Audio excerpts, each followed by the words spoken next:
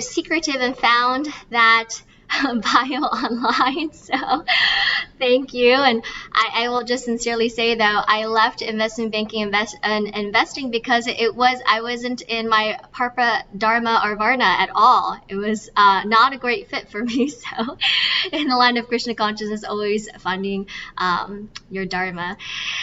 Wow, well, thank you so much for being here tonight. As Gar Kumar Prabhu said, as perhaps many of you know, I have a deep passion for interfaith. And last time I spoke on interfaith, but I thought instead of making it a part 2, since I've done a lot of just questioning and thinking and pondering, and some of you guys have experienced it yourselves with my questions, I thought I would try to bring in another perspective or lessons that could be applicable in just not our lives, but Krishna consciousness. And it's something that I've been working on myself and have found to be incredibly helpful and very valid in our lives. And so as Gar Kumar Prabhu said, tonight we'll be talking about setting healthy boundaries in life and in Krishna consciousness. So I'm going to begin by sharing my screen.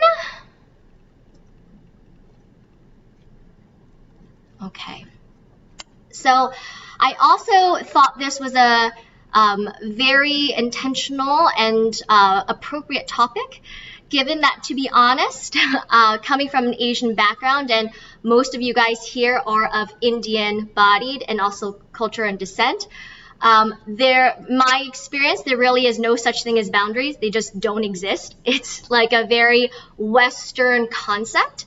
And perhaps I'm guessing your upbringings, but you were taught to just, no matter what, just study, like whatever, how long it took, even if it didn't mean sleeping at all. And so, there really were no perhaps boundaries growing up.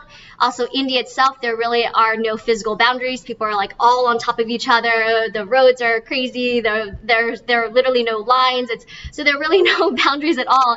You could say even in China, they're just like, there's so many people. So the concept of boundaries is really not so, I guess, relevant or aware in the Eastern cultures, and something that I found to be very relevant in the Western culture.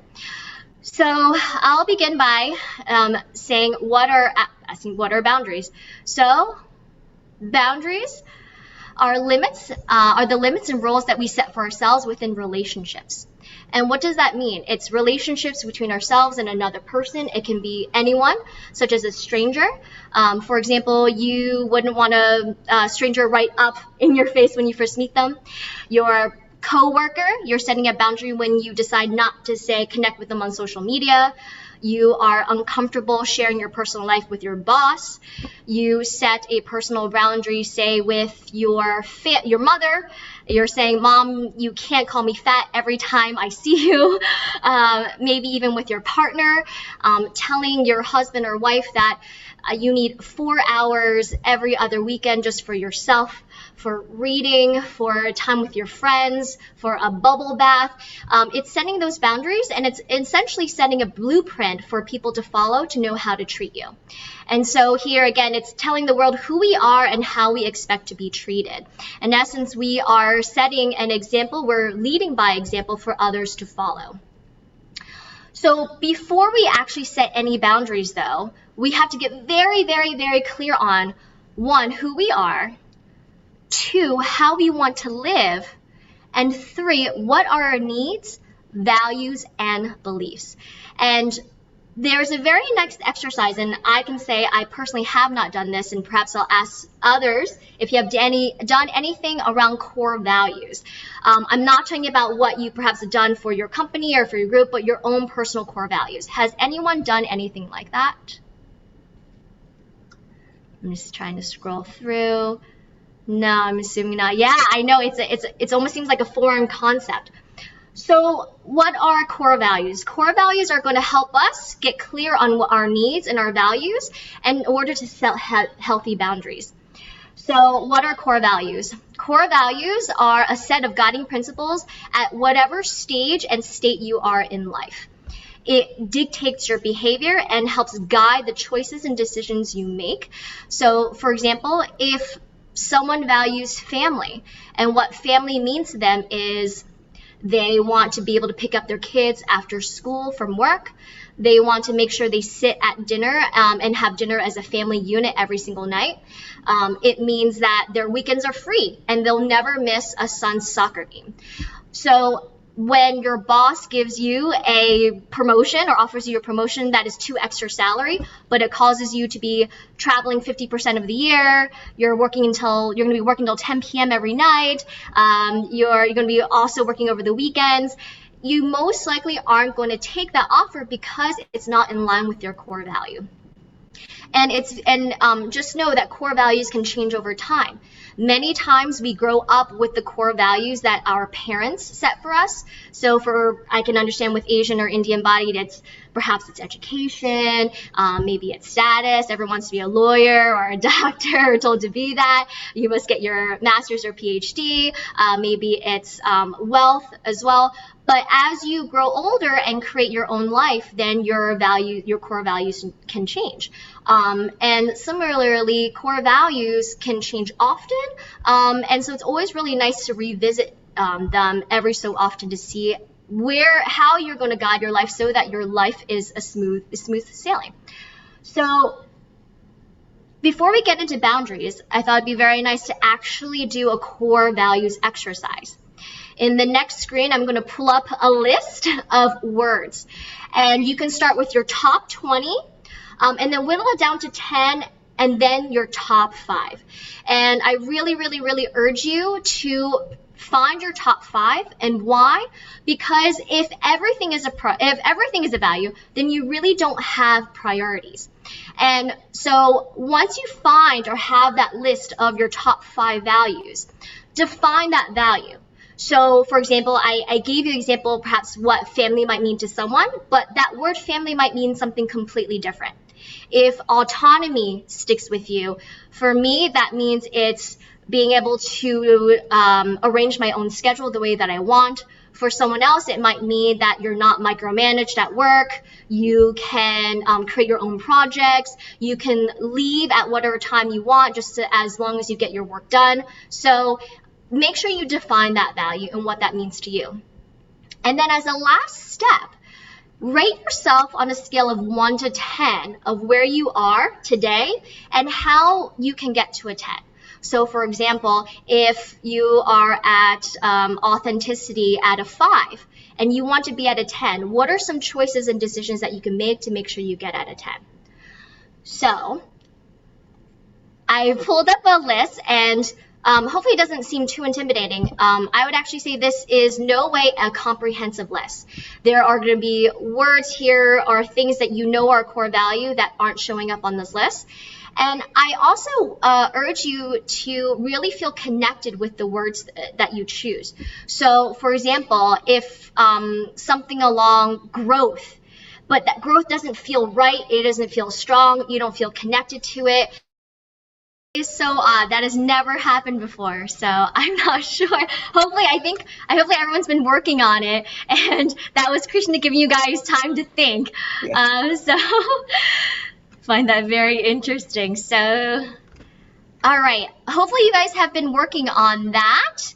I know I'm gonna bring up that list again, but and here, I'm sorry, actually I want to make sure I share my sound. Please take the time to hopefully you can hear the music.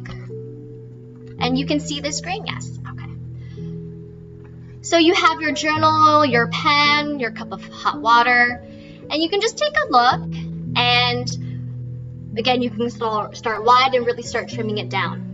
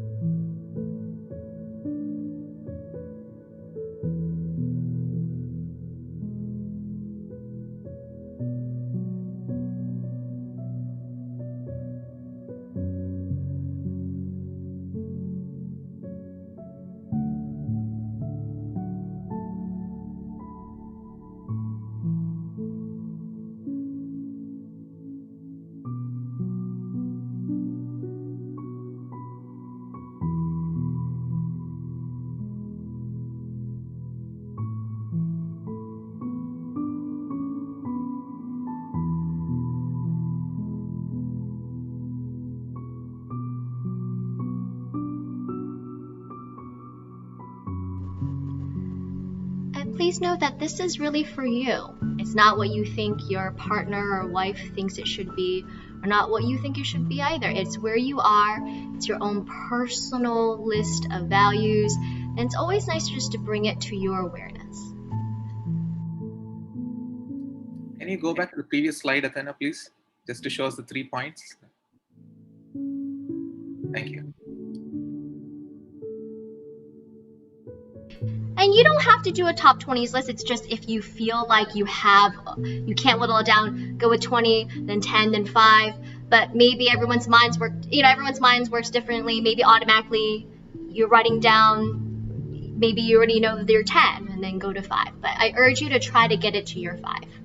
So Nitya is asking a question. Is it okay to add words that are not in the list? Yes, absolutely. This is not a comprehensive list. So if something, and you know in your heart what it means, or what value it is, absolutely put it on. Can you show the list of values again, please? Thank you. Yeah. And know that, again, this is just a time for introspection, and you could always say Google a longer list of core values. This is just a starting point. Again, yes, if there's something on there that doesn't, a word that calls you that's not on there, put it on. And you want to really feel connected to those words and feel really strongly about it. If not, change it to what does feel right.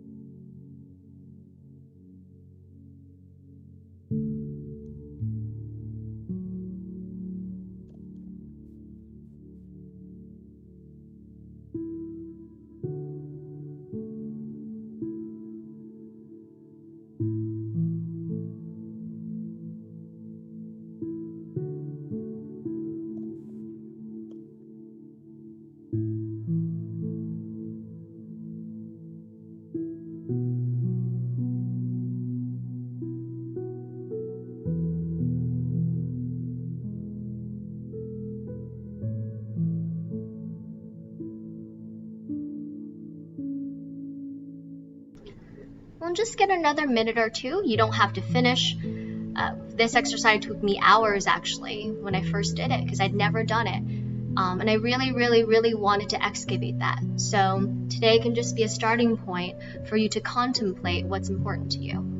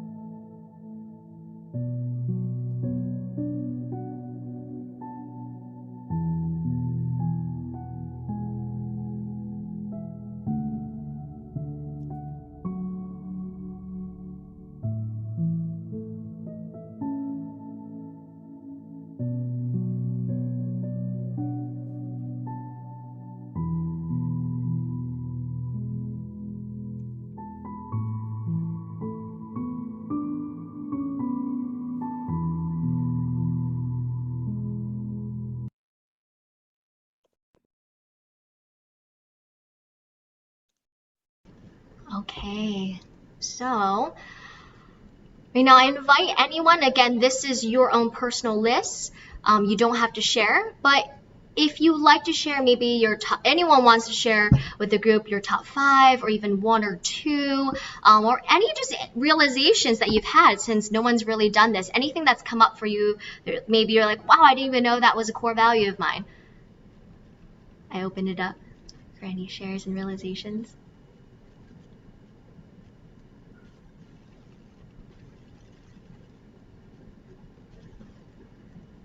If not, that's okay. Jit, were you going to say something? Yeah. Yeah, I can. So the thing is, of course, the top 5 that I got, it's not. So I'll tell you what I was thinking while doing this. So I looked at all the values and then I tried to, narrow it down to like top 20, 25. Then I tried to reduce that to 10 and then 5. But one thing that kept coming to my mind is, let's say I picked, let's say in my top 10, there was contribution and determination. Or let's say there was discipline and determination. Okay. And then let's say I shortlisted out of those two, maybe discipline. Okay. Now it immediately made me feel that, oh, is discipline for me more important than determination? Something like that. So that is one thing that I thought. So in one way, all are important. Yeah, I don't know if I'm making sense, but Sure, I yeah. can address that. So perhaps you can look at the core values in a few ways. It's a deal breaker, a must have, not a nice to have. It's not that, okay, it's nice to have, maybe you would say, I keep going back to autonomy because actually autonomy was one of my top 5. Being able to, manage my schedule, do what I need to do. And you can put yourself in an everyday life situation, and think about it. It's interesting with the discipline and determination. Perhaps you can think of like a scenario and then come up, wow, which one is actually more important to me? And again, it's a non-negotiable. So for example, if someone put health, to them, making sure, maybe they defined it as, I need to get my sleep, I need to move every day, I need to eat healthily, like no junk food. And so if someone invites them, a group of friends invites them out to, say, Shake Shack, it's a non-negotiable. I'm sorry, I don't know, I don't care who's going, like this is super important to me. It's actually, you can say it almost defines you. It's a strong belief of yours. So I would suggest that perhaps you can think about life situations, even that have happened, and which one shows higher, discipline or determination.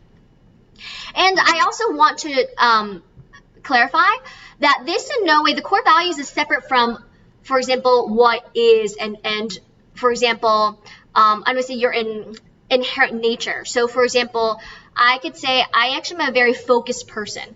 I have trouble multitasking. I really like to feel connected to my work, whatever I'm doing. So it's not a core value of mine. I don't put that at the top most. I just naturally am like that. I'm focused in my teaching. I'm focused when I eat. I don't like doing multiple things at one time, but it's not a value that I'm shaping my life. For example, if balance is something, I can say I'm a very extreme person.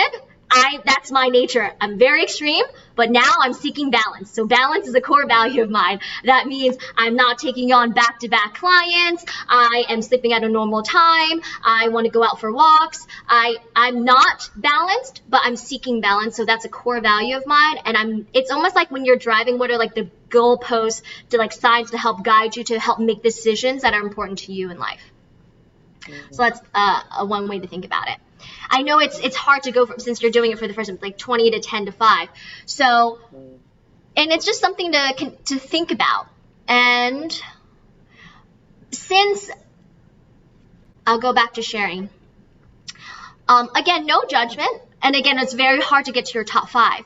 But since we're also talking about boundaries and core values within life and in Krishna consciousness, I would venture to say everyone here who's showing up in the Sangha puts devotion, spirituality, God, religion, somewhere, in their top priorities. So even if you would say what spirituality means, someone could be making sure I chant my 16 rounds, I go to Mangala Arati, or someone else it could mean surrender, full surrender to spiritual master, whatever is the definition. I want to actually now turn this to another list for your devotional life. Even if it didn't show up in your top 5 list, think about, since we're all practicing bhaktas, what are your values in Krishna consciousness? What is your motivation? What gets you practicing? What is your kind of like oomph and kind of juice to get going? What are you striving for? What is even the whole reason why you're practicing Krishna consciousness? And I urge you to go through the same process. You can start wide and narrow it down. And once again, if there's not there are so many words that I could have put on, and find it yourself. For example, I put Bhakti Center, but that might not be applicable for those somewhere else in ISV and such. And, I have, for example, Srila Prabhupada or Spiritual Master. You can literally put the name of your spiritual master if you want. So this is just a rough list. It's not comprehensive, but I also urge you to take the time to think about what drives you in Krishna consciousness. What are your values? What is going to make you continue on your journey? So we can take another few minutes just contemplating this set also for your devotional life. It's really nice. Thank you for your interest in this. I know it's not a typical kind of lecture around pastimes and such, but it's been extremely helpful for me and something I needed to do. And I figured maybe for this congregation, and I was right, no one's done it before, so hopefully you're finding some value in it. You have Guru and Spiritual Master. Which one should I pick? Well, but see, you have to feel really, really, really strongly about that. And I noticed I put pilgrimage and yatra. It could mean very different. Maybe yatra is the one that Ranaswami has. That's the 5,000 one.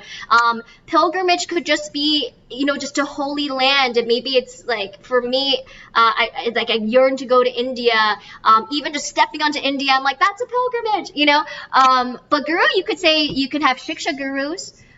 You can have, diksha. So these are just, someone might connect better with spiritual master, someone might connect better with guru.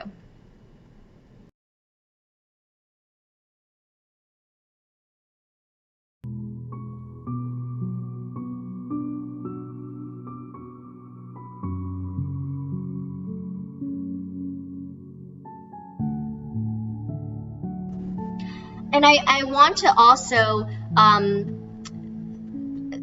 emphasize again that this doesn't have to be your end-all be-all. In a year, your top 5 could change. Maybe you're striving for initiation, and then in 10 years, you're now striving to be a pujari.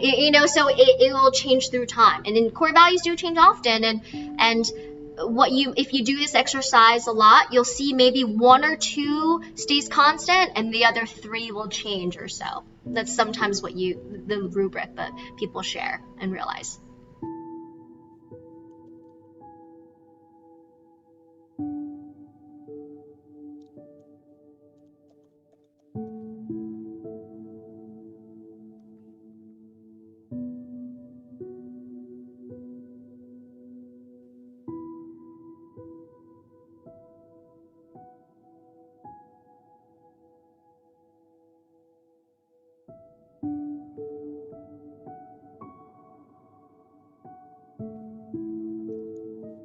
Prasadam has to be there.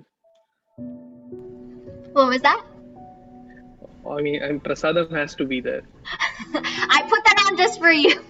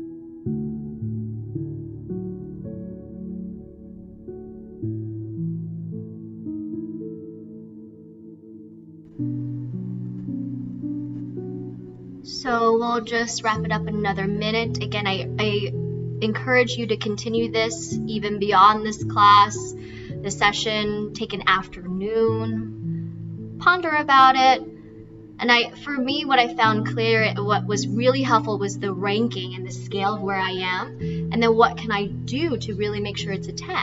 I thought that was very instrumental for my awareness and realizations.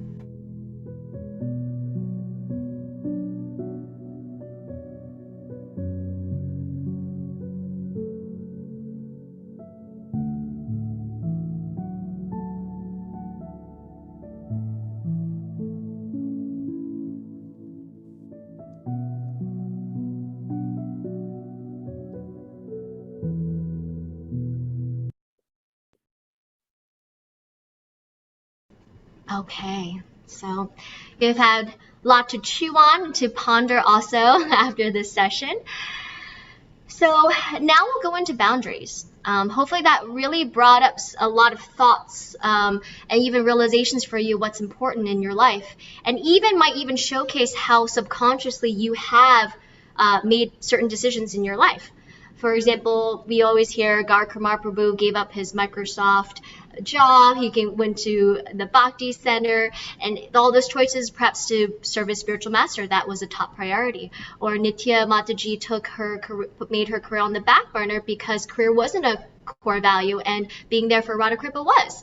And so having our core values really shape our decisions in life. And it's a nice guiding point, and it helps us know when we're aligned or misaligned. When we're misaligned with our core values, life is disjointed, it's confusing, we're unhappy. So when we're in line and living in line with what we value, then our life is smooth and we're happy. And this now goes into boundaries. And boundaries are important because it keeps us mentally well, emotionally well, and have really strong and healthy relationships. So since I'm going to assume, actually, has anyone done anything around boundaries or thought anything about it? I can say I have not before doing these types of exercises. Anyone? No? I know. See, I knew this was going to be very applicable to this congregation because I would say Indian culture, Asian culture, they don't talk about this stuff. So I want to first define, there's different types of boundaries. So rigid boundaries means you do not deviate no matter what. And usually this is more to do with control and an underlying anxiety. You're scared that your weaknesses will be exposed. And it's very, very black and white thinking.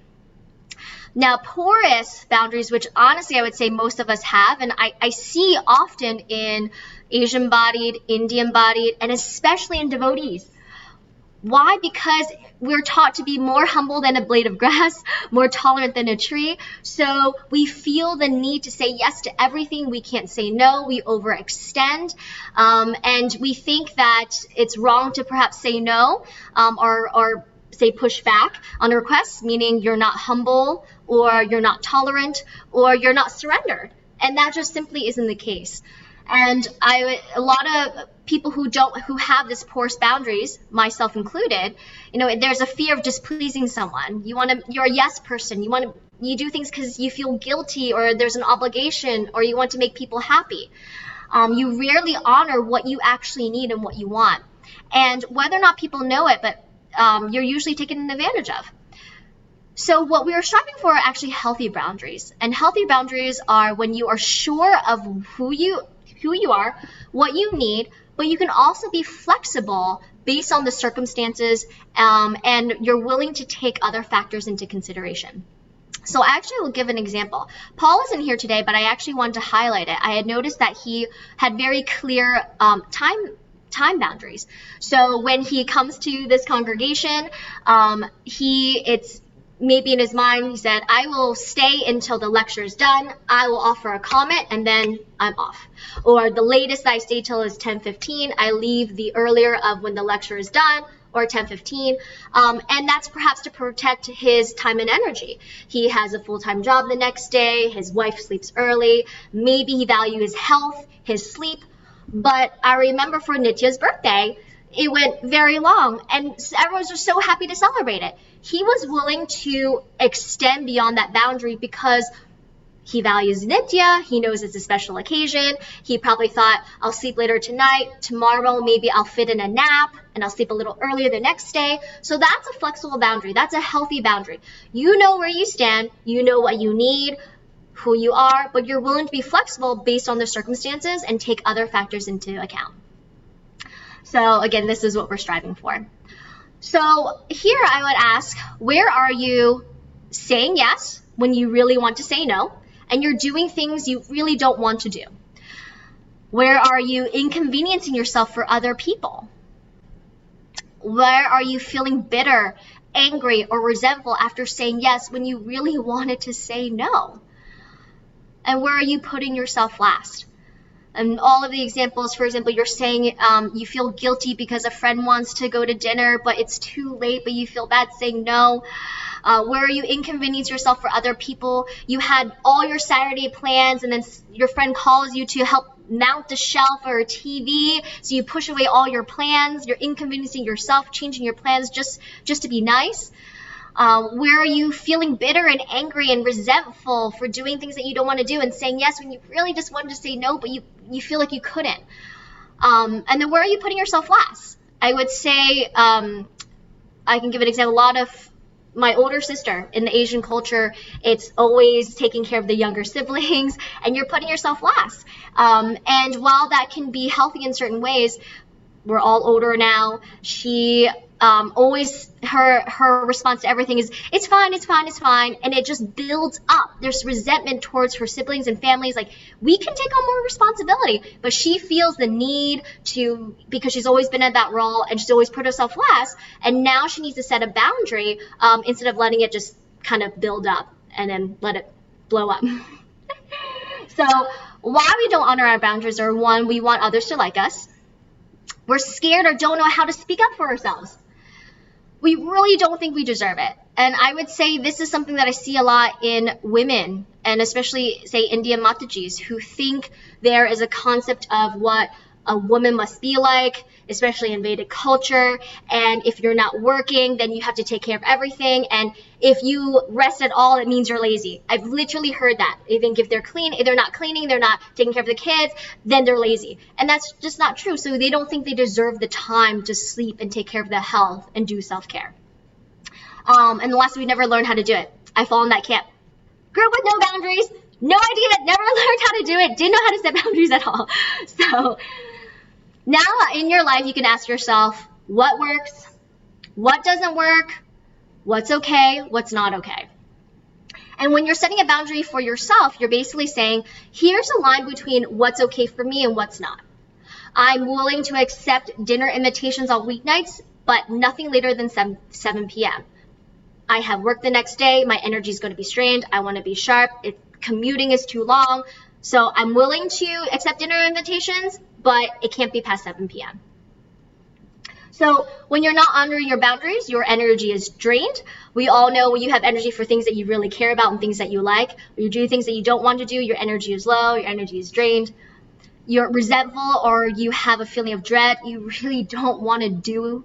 You just don't want to show up. Maybe you just cancel last minute, or it results into canceling last minute, not showing up at all. You're not accomplishing the things that you set out to do, and you feel like you're being taken for granted.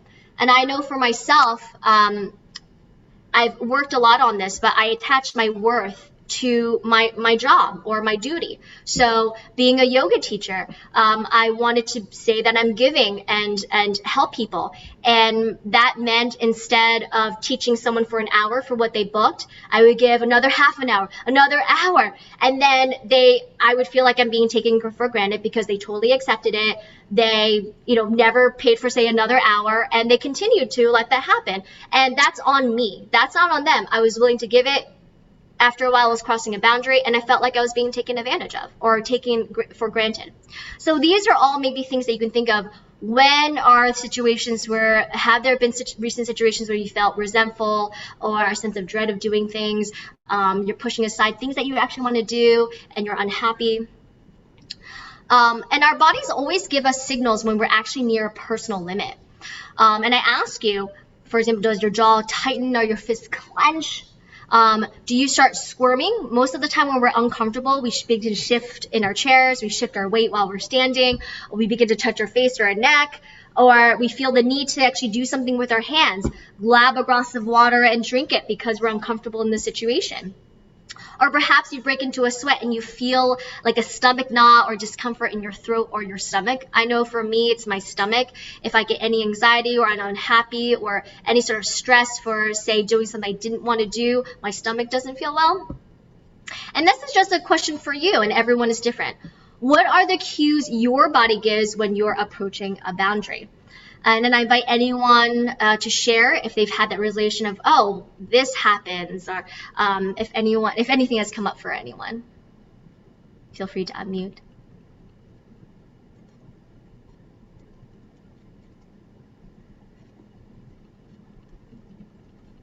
So one thing I can share is during my undergrad, we had this very strict regime of waking up. Like our morning program used to be at 4:30 a.m. in the morning. We would get together, have Shikshashtakam, and then chant, and then we would have Mangalarti, and we would have Bhagavatam class. This was like a kind of a youth center outside college where we used to stay. So what used to happen was we it was like 35 to 40 people staying in one building, and then there were limited number of bathrooms and stuff. So there used to be a huge rush in the morning to get ready and make it to the morning program at 4:30, because if you don't make it at 4:30, then you had to write Maha Mantras as a punishment. Okay, so that was the rule. So so what I used to do is, because I like to take it slow in the morning, I started waking up like really early, like 3:30 a.m. in the morning, and then I would freshen up, get ready, and then I would make it at 4:30 for the morning program. Now what happened is I started getting a very bad cold, and then literally this went on for like 6 months. And then finally I went to one Ayurvedic doctor. He said, "Are you sleeping very less?" And then I said, "Yes, I'm sleeping very less. I like sleep at 9:30 and I wake up 9:30, 10, and I wake up at like 3:30 every day." He said that is the problem. So your body needs sleep, but you're not getting that sleep. Now, not to say that the lesson here is not that oh, take it easy from tomorrow, no need of morning program. That's not the lesson. But that is something we should do. But my bodily limitation that I kind of experienced at that time, and even now I do, even if now I get some less sleep, I'm cranky like throughout the day, right? So yeah, that is something I experienced, just to share. Thank you. Just to clarify, it sounds like your sore throat was just a consequence of not sleeping well, but you can say a boundary that you set is that you need 8 hours of sleep. And then if Mangala Arti is important to you, then maybe you're sleeping at 8 p.m. and you have to rearrange your schedule. Yes. Or you decide, I know devotees who lived in different ashrams, and whether it be migraines and they couldn't make Mangala Arti and they worked it out with management, or they moved out, and that was a decision of their priorities. So thank you for sharing. The reason why we set healthy boundaries is that, again, you don't get to this boiling point. When we repress our feelings and we feel like we don't want to do it, and then we get angry and resentful, and then it ultimately blows up.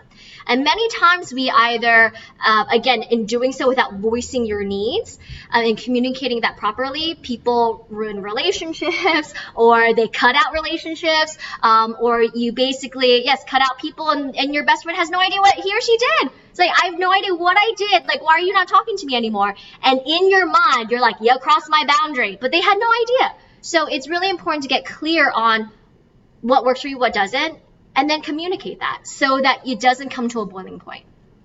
So actually, in the next activity, I want to put you guys into breakout rooms. And we're going to do an activity called pulling. And so I think we'll do in 2, and if there's an odd one, we'll do 3. But essentially, say there's partner A and partner B. Partner B is going to ask partner A, where are you accommodating? And I'll set a time limit. Every person will get 2 minutes. And for that whole 2 minutes, I know it might be uncomfortable, but you keep going. You keep answering the question, person B will start, where are you accommodating? And person A will say, I'm accommodating, and for example, going to restaurants where there's nothing for me to eat. I'm accommodating by tolerating people being in my personal space when I don't want them to. I'm my boss yelling at me in front of people. So, and if there's any pause, person B says, thank you. Where are you accommodating? So hopefully it's a constant stream of consciousness. Just keep going. If there's any pause, person B will ask the question again. And then at the 2-minute mark, I'll type it in for you guys to switch. And then person A will ask the same question to person B. And if you have 3, you'll just go in a loop. So let me stop screen sharing and let me do these, I guess, breakout room. How many people are there? Wait, there's 10. Okay, so 5. Great.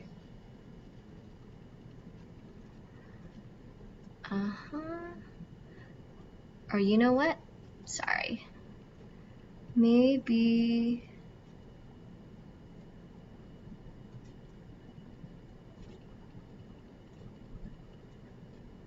I'm doing this for the first time. Sorry, I'm signing. Mataji, can you explain one more time, like, what we are supposed to do? Yes. So basically, I'm going to put you guys into breakout rooms now, and you're going with your partner, say with person B, person A and person B, someone will decide who will go first. And whoever's going first, they're going to be answering the question, where am I accommodating? So person B will say Vishal, I'm going to pair you up with Vrinda. So say Vrinda goes first. Vishal Prabhu, you'll say, Vrinda, where are you accommodating? And for a whole 2 minutes, I want Vrinda just to dig and think, where is she tolerant? Where is she accommodating? And I give those examples. And at any point, if she stops, Vishal Prabhu, you'll say, where are you accommodating? Or thank you, Vrinda, where are you accommodating? And for a whole 2 minutes. And then after the 2 minutes, I'll type in, you'll switch, and then Vrinda will ask Vishal Prabhu. Is that clear? Is everyone clear with how to work with pulling? Yes? So we need Okay. to keep on answering, right? And when we stop answering, then the other person will ask, where are we accommodating? Yes, for the whole 2 minutes. Yes. Okay. Fantastic. All right. Bye, guys.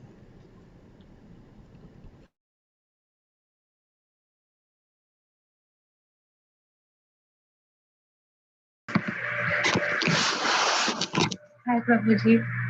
So how are you? Good, good. How are you? Good.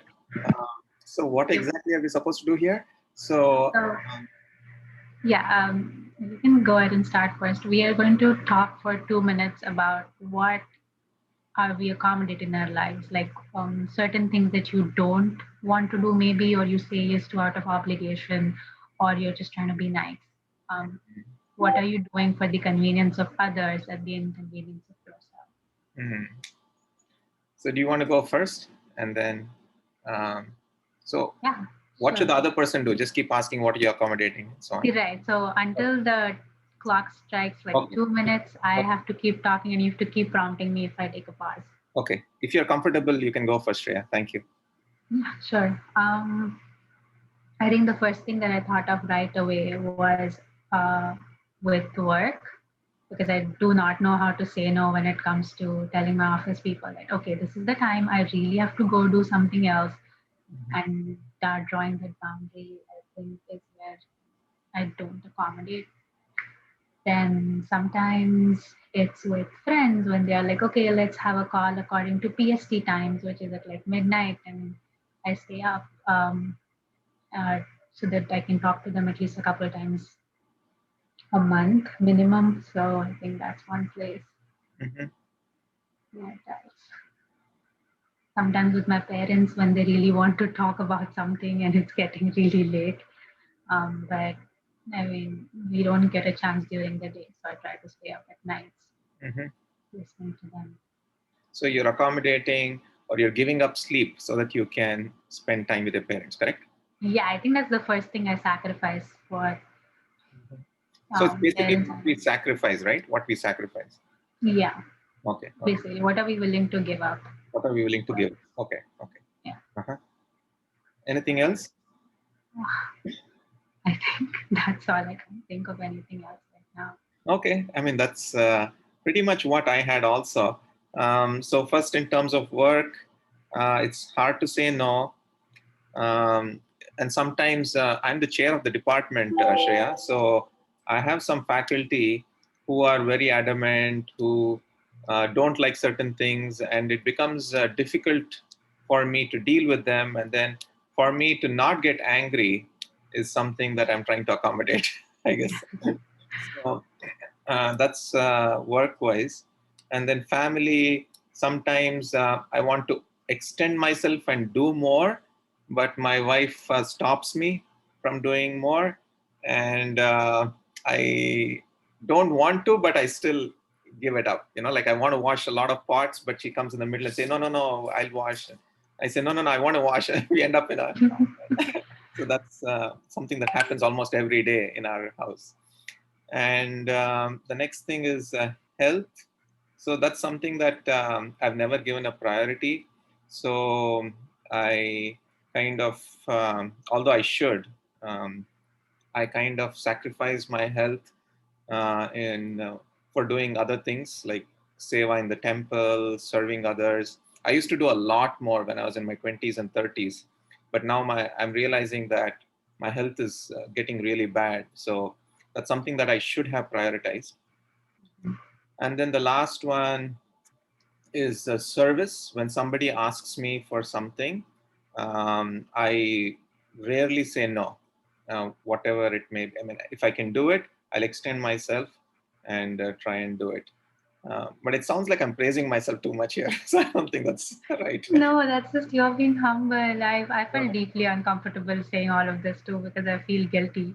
Because Yes. all of these things we choose to prioritize, and then Yes. again it feels really wrong talking about it. I Yes. would say 1 year back, even I would have had health on my list. But this year has been like since 2020, it's been an actively trying to work towards it. Oh, good, good. I'm glad you're taking care of your health. It's so important. And but certain things that you mentioned, like for example, uh, giving up sleep to talk to your parents, it's like a good cause, right? Sometimes you feel good that you did it. Yeah, So she's exactly. asking us to wrap it up, I think. Okay. Yeah. So I think it was a good discussion. Uh, so yeah, any final thoughts? No, I think it's sometimes just like deciding what do you value the most in this moment Hmm. and then not regretting it, not Yes. thinking about the consequences. Yes. Yes. Wonderful. And always there's a choice between something material and something spiritual at every moment in our lives, I feel. So they say that there's a choice between Krishna or Maya. And yeah, the choice is ours. So anyway, 100%. yes, yes. So thank you. Thank you, Shreya. So we'll Thank see you you. on Saturday, right? Yes, yes, I'll be coming. Thank you. Thank you. Thank We'll you. be making pizza, homemade pizza. Ooh, I'm excited. Okay. You don't have any diet restrictions, right? Just no eggs, no meat, like the Yeah, usual ones. Yeah. yeah, yeah, yeah. Yeah. Sure. Cool. Okay. Thank Yes. you. Thank Great. I think we got everyone back. How was that for everyone? Any Awesome. reflections? Good. Good. I'm glad. I know it can feel really uncomfortable at first. You're like, I don't know where I'm accommodating. And then once you start going, you're like, wait, I'm accommodating here. I'm accommodating here. This is what I want to change. This is not okay. Great. Fantastic. So we're almost done. So we're accommodating. Ask for any reflections. Anyone want to share something that came up for them or anything that was really enlightening? No pressure, but if anything came up that you'd like to share, please feel free to. Hare Krishna Mataji.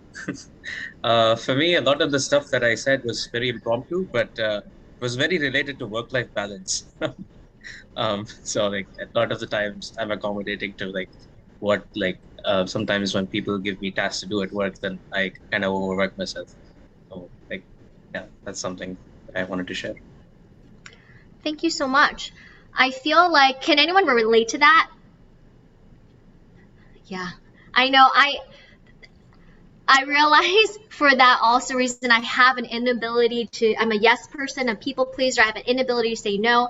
That's even autonomy for me is healthy where I am, because I can firmly decide how I spend my time, what I say yes to, what no to. And this is just maybe food for thought. Part of the reason why I believe maybe Asian bodied, Indian bodied have trouble having any sort of boundaries. One, we've never been taught them. Two, again, just the culture. But also what I have heard is that, say if there's an immigrant, someone who wasn't even born here, and they're given a chance to work at an American company, they will do anything. They will literally get no sleep. They'll take on so much work. They'll never say no, just in fear of losing their jobs and having to say go back to India or to China. And so that means that their self-care, their self-worth is zero, just because they're in such anxiety that they may lose their job and want to please their boss. But that's just not true. If your boss values you, he will care about your health. You can absolutely push back, and you're a human being. You are a human being. You need your rest. You need your self-care. You need your mental health. And no, once you stand up, even just, and part of it, again, we don't want it to blow up and let there be a whole scene.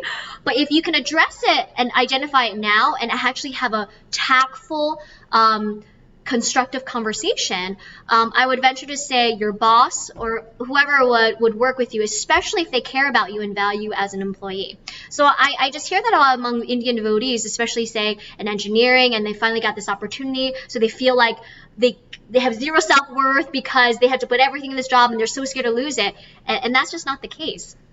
So thank you for sharing that, Anirudh. So last few slides, this is a quote by Brene Brown, who's a professor and author. She says, compassionate people ask for what they need. They say no when they need to, and when they say yes, they mean it. They're compassionate because their boundaries keep them out of resentment. And I'm really working on that. When I say yes, I mean it. I show up. I want to be there. I'm not doing it out of guilt. I've pushed back, and I'll actually give an example. So nice Gar Kumar Prabhu had asked me to speak way before, and I was just not in the right mind space, and I said I needed more time. Can you please schedule me here? And Gar Kumar Prabhu wasn't like, why are you saying no to me? Like, why can't you speak? I said in a very tactful manner, and if I had taken it, I would have been disjointed. I maybe would have felt a lot of like tension in my heart that I'm doing it when I didn't want to do it. So knowing your boundary, knowing how you feel, and a very good cue is actually knowing when someone asks you to do something, what does your body say? If you tense up, you feel, then it's a no. If you're not sure, then you can go back to your core values. You can give yourself the space and time to reflect before answering. But you always just want to be in line. And I can share one of my core values was authenticity. That means really being genuine to my truth, my values, and how I feel. And again, authenticity could mean something very different. Could mean whatever I say is the truth to other people. But for me, it meant I'm in line with my truth and my values. And so, for example, exploring the Gita this Saturday, I say yes, and I'm gonna make it. I don't want to cancel. When you say you're going to do it, you're going to do it, and you follow through because you want to do it, not because you feel the guilt of doing so. So Nitya asks, what if one core value affects another by setting boundaries? I can try to address that, but perhaps Nitya, can you give an example, a real life example, and perhaps that I can maybe give some thoughts? Yeah, so just when you were saying that, when you say no to somebody, right, because it affects our core value of, let's say, do sadhana or be authentic, right? But what if relationship is another core value, and by saying no, it would definitely hurt the other person, and by which you are pretty much you are letting go of the other core value. So I would ask you, is that your belief or is that a truth? How do you know that person will be mad and will not accept a no? You might just be assuming that. Maybe you've done it in the past, but maybe you said something too late. For example, if I said yes, and then I canceled and said no right before. What if I didn't show up today? And then next time I say no, the person remembers what I did previously, and maybe it's just clearing the air, explaining. I am guessing, but my initial reaction is that it's a belief that you have that might not actually be true. And if this is helpful at all, say this is before the pandemic. I have friends who live in other cities and states, and they're here for a business trip in New York. And they text me and they say, Athena, I land at 7:30. Do you have time to grab dinner at 8:45? And tomorrow I have my meeting and I fly out right after. So essentially, this is the only meal I have, and that's free. My, say, core value is relationships, but my core value is also sleep and health. So you can ask yourself, can I actually accomplish both? Maybe I can tactfully, and it's all your presentation, say to your friend, I would love to see you, but it's just, 8:45 is just too late for me to grab dinner. I have an early morning. For me, it's like I have an early morning private. I have a really busy day. Would it be okay if we did a FaceTime for 15 minutes or 30 minutes to catch up? Because I really want to connect with you. So you actually keep your boundary of not accepting dinners, for me, past 7 p.m., and I still get to connect with my friend, and I still preserve the relationship. So for the most part, there's always ways around it, and if you think it's conflicting, it's most likely like a limiting belief, or a belief that you have that just isn't truth. Does that resonate at all, or do I need to, if you want to give it a little more details, maybe I can provide some more of my thoughts. Yes, okay, great. Thank you. And then lastly, don't expect others to know your boundaries. People can't read your mind. Everyone's values are different. And it's our job to take care of ourselves and to speak up for ourselves. This is funny, when I was in the corporate world, one of the most common advice I got was, no one's going to care more about your career except for you. So no one's going to take most care of your values, your needs than yourself. So it is on us to actually speak up and to voice them.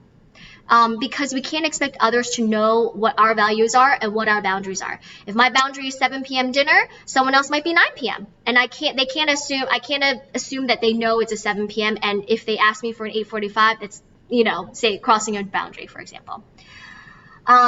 So I'll leave with this. I know I gave you guys a lot to even think about core values. And again, this was not in any way to feel like a pressure cooker and you had to get everything done.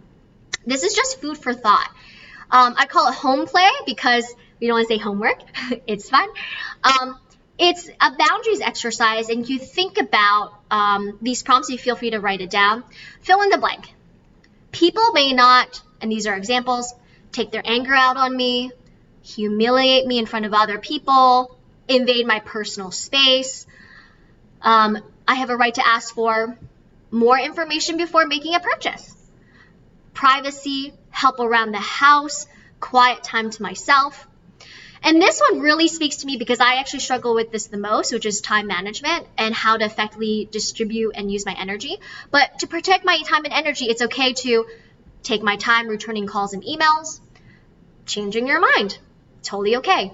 Cancel plans when I'm not feeling well, and not to schedule anything after 7 p.m. So all food for thought for you to, again, nibble on. You can think about your core values within Krishna Consciousness. How are you tolerating or accommodating others when you don't want to? And this is a nice exercise for you to think about where perhaps you can set boundaries.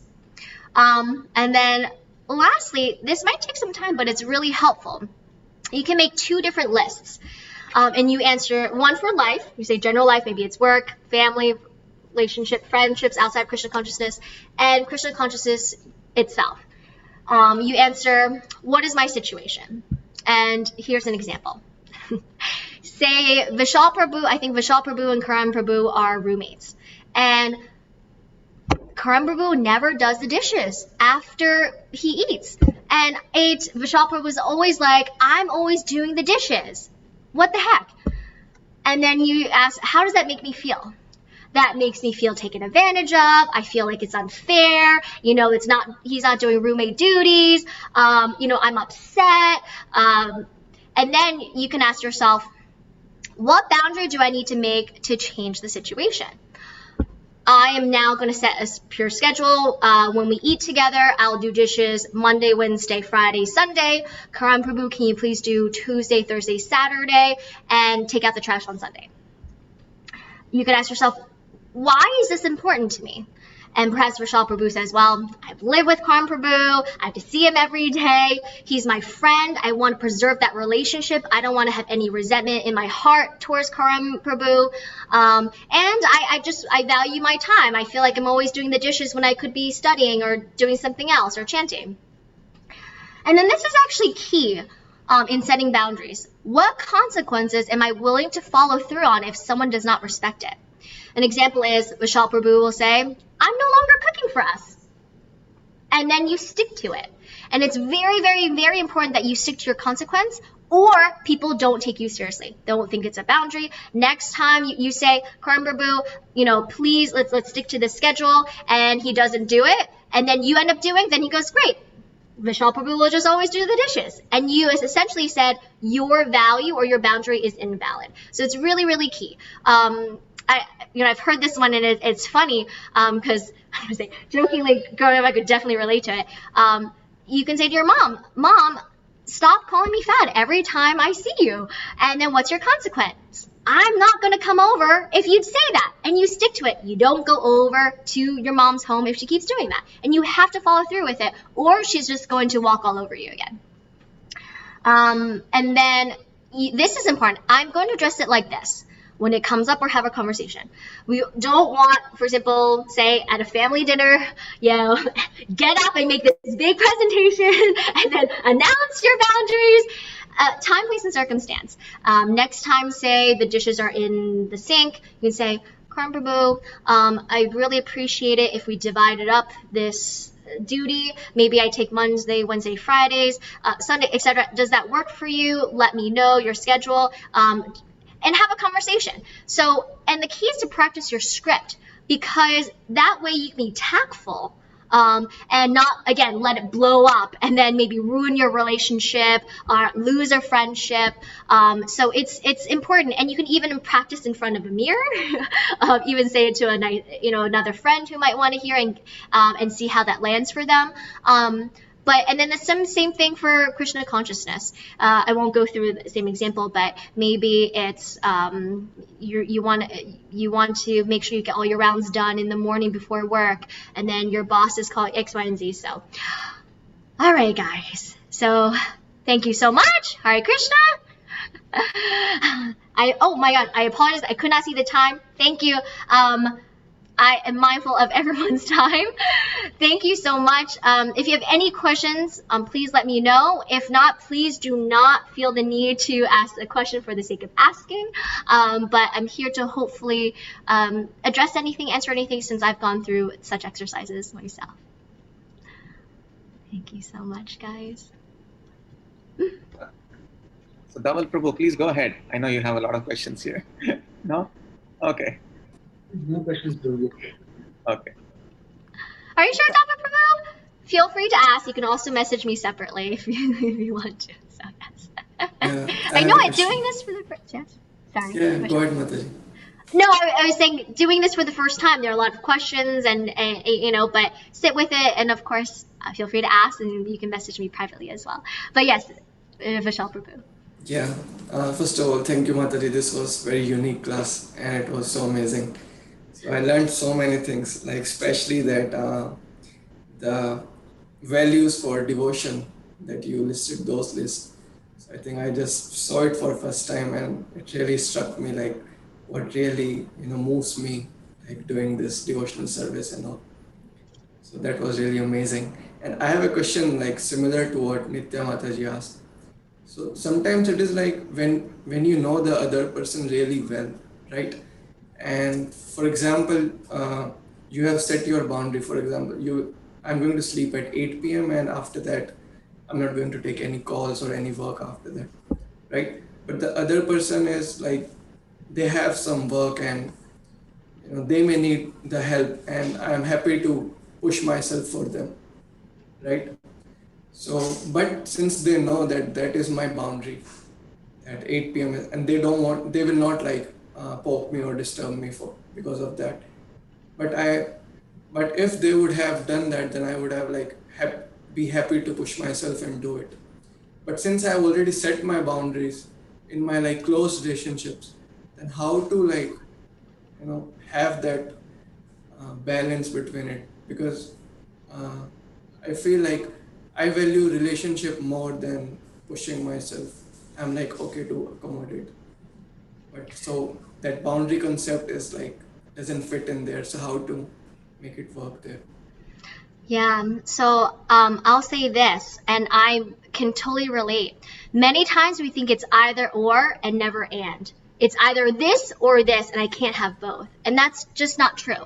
So you set a boundary for 8 p.m., and right now you think if I do not accept a call past 8 p.m., my friend is going to think I'm a bad friend, I'm not a good friend, I'm not nourishing this relationship properly, but that's just not true. Your friend, if he values you and knows your boundary, will call you before 8 p.m. Even if they have work, they can say, Prabhuji, are you available tomorrow during lunch between 12 to 1? Of course, if, for example, there's an emergency, they'll most likely know, but they'll text you and say, Prabhuji, my girlfriend just broke up with me. Do you have time to talk? I'm going through a really tough time. And you can extend, and you can mentally, again, this is the examples that I gave with Paul. You can say, yes, absolutely, I value this relationship. This person is important to me. So I will jump on the phone, and maybe you limit to half an hour. If it's an emergency, an hour. And then the next day, there's a reason why. Actually, I would ask you why. Why do you set an 8 p.m. Time limit, a boundary for phone calls? Oh, that was just an example. Oh, okay. But I actually know. So I was actually talking to a friend, and she has to keep a pretty hard. She was flexible before, but this is an example of a rigid boundary that was necessary because of her relationship with her sister. She says, I cannot accept any calls from this specific person past 8 p.m. because it's always drama. She's always she's like making big deals about nothing. Like the dog threw up and oh my gosh, it's horrible. And it's like the worst thing. And she can't sleep at night. This friend, she says she's disturbed every time her sister calls her, like past this time. She doesn't sleep well. She's off the next day. So she tried it, but then her sister just keeps pushing beyond that. So she has a very, very strong, I do not accept calls from my sister after 8 p.m. And it's to actually protect your relationship. If she kept accepting calls after 8 p.m., she would have resentment. Maybe she would distance herself from her sister. Maybe she would even cut the relationship because she set that time boundary for a reason. She's not sleeping well when she talks to her sister with all this drama. She values her health. She wakes up early. So there's a reason why you set that boundary, not for just boundary's sake. And so actually when you keep to your boundaries, know that you're actually helping the relationship. Because if not, and it's crossing a personal boundary, it's most likely going to end up in resentment, feeling angry, blowing up. So I would just urge you to actually think it's not either or, it's and. You can nurse the relationship. The person that you are having this boundary with, if they respect you and care about you, will care about your boundary. Of course, they will know you well enough that you will extend if it's an extreme emergency. But if they care about you, they'll find time to talk to you at a different time. Yeah. Following that, Mataji, for example, if I have 5 core values and I want to set boundaries around them, right? And for example, I do not have health as my core value or as a boundary that I have set. And because of my relationship or because of my other boundaries, in some way, for example, my health is getting, as Jitendra Prabhu mentioned, right? If he doesn't have the health as his core value, and that boundary is getting crossed. So how do we need to create a boundary for that as well, or how to know that, how to recognize that? That's a really great question. So you don't only set boundaries just for your core values. You can set boundaries in all aspects of your life. So for example, you can set boundaries for your health. And it doesn't have to be so tick for tack. It's anything in relation to health. So, for example, your health includes getting 8 hours of sleep. It means that you're eating healthy foods. It means that you're exercising. So a core value. So actually, this is a real life example. It's not great because this person isn't a devotee, but it is a student. This person is in his mid-50s and he values health. And if you were to talk to him, he takes like 50 capsules a day of everything possible, eating healthily. And when I suggest being vegetarian, he goes, I don't think so because I like to take collagen tablets and fish oil, which means it's not vegetarian. But because his health is such a priority, that's how he guides his decision. He's not going to be vegetarian because his health is number one. But say that health is number 10 on his core values list. He cares more about his career, his relationships, but it's something that you just generally care about. You can set boundaries in anything. Your relationships, your health, your time, anything, just even guide your life. And it doesn't have to be, what I'm saying is when you say, how do you know? You'll know when a boundary is crossed when you feel it in your body.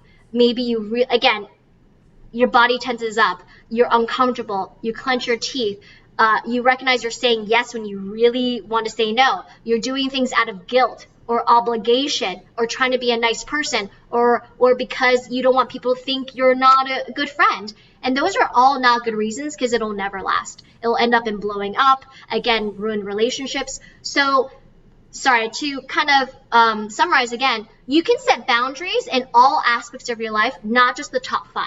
The top 5 is important, is helpful because it actually really kind of sheds light on your beliefs and really what you need, not just a nice to have, but an absolute need to have.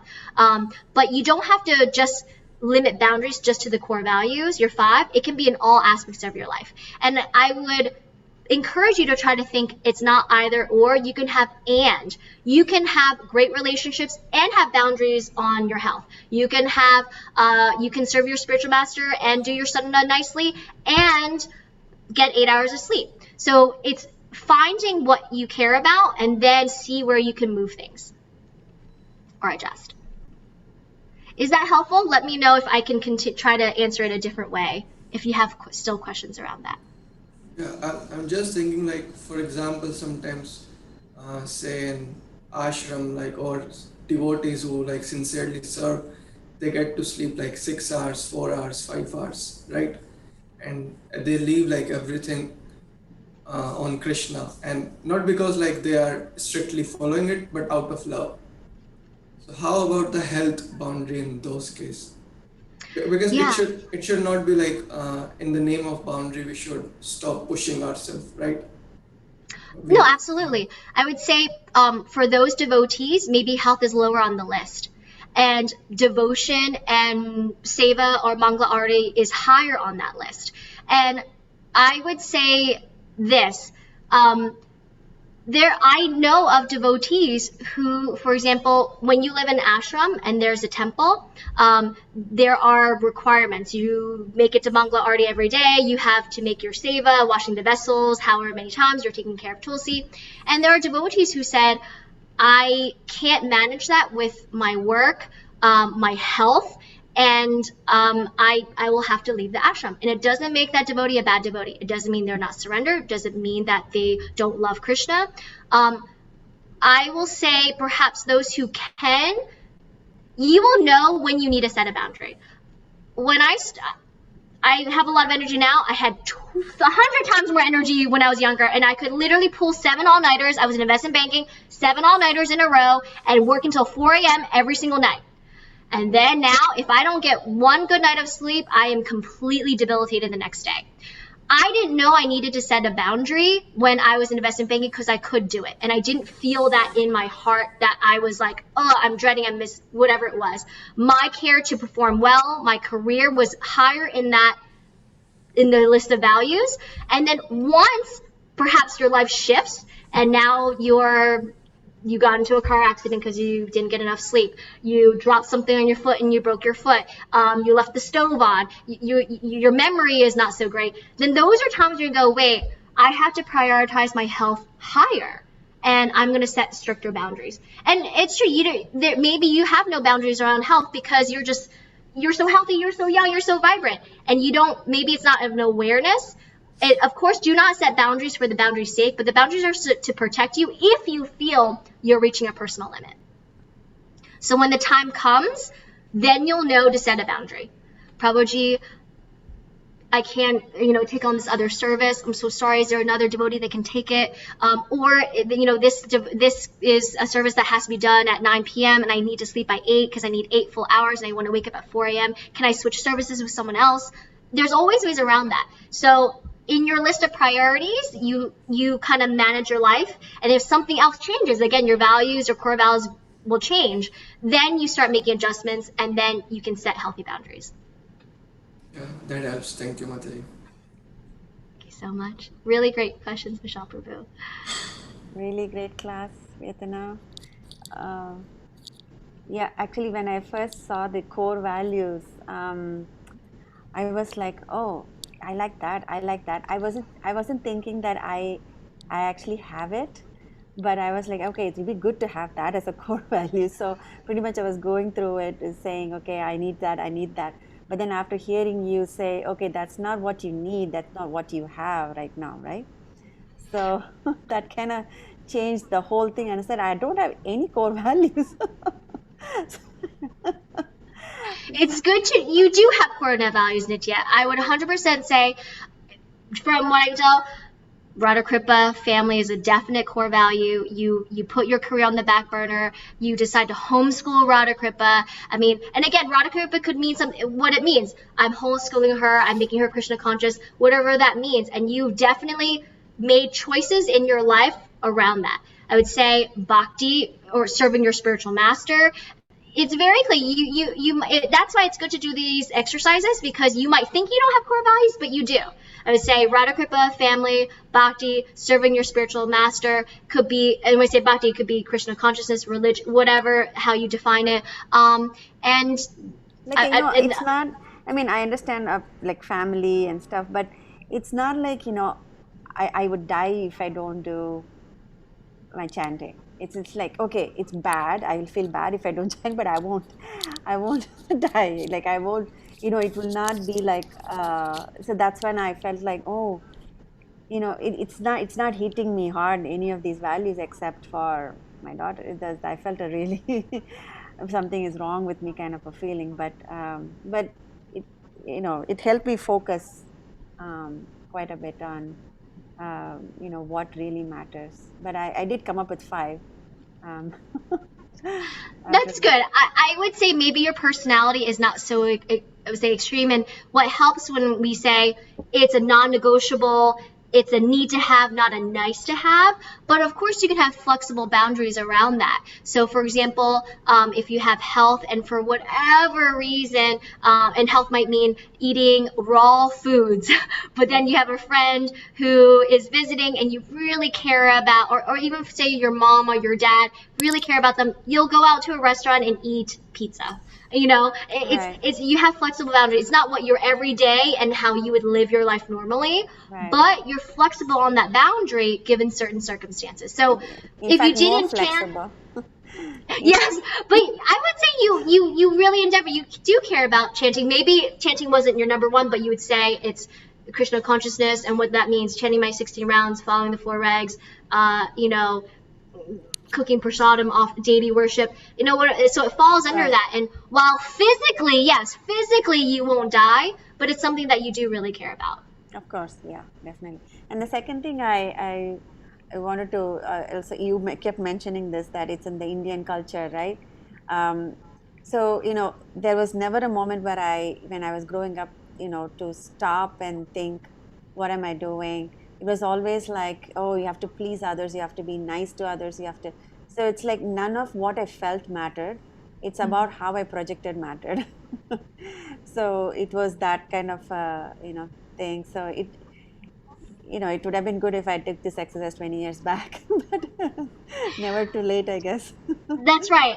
Never too late. Better late than never. And I can say I never did these exercises too until about 3 weeks ago. And it was so illuminating and it was so helpful. And you can say, arguably, this isn't the direct, when I'm talking about pastimes or taking verses from Srimad Bhagavatam, and expounding on them, but there is a place for self-care and boundaries to make sure you live the life the way, I would say, the way you want to, and that you're healthy mentally, emotionally, physically, spiritually. And there is a place for such things, like this kind of self-care or Western concept. And as you said, Nitya, wish you knew about it earlier. And once you kind of start bringing that into awareness, you kind of see how they do creep up. And then at any point in time, if you're not sure, you can always refer back for a decision in life, refer back to what do I really care about?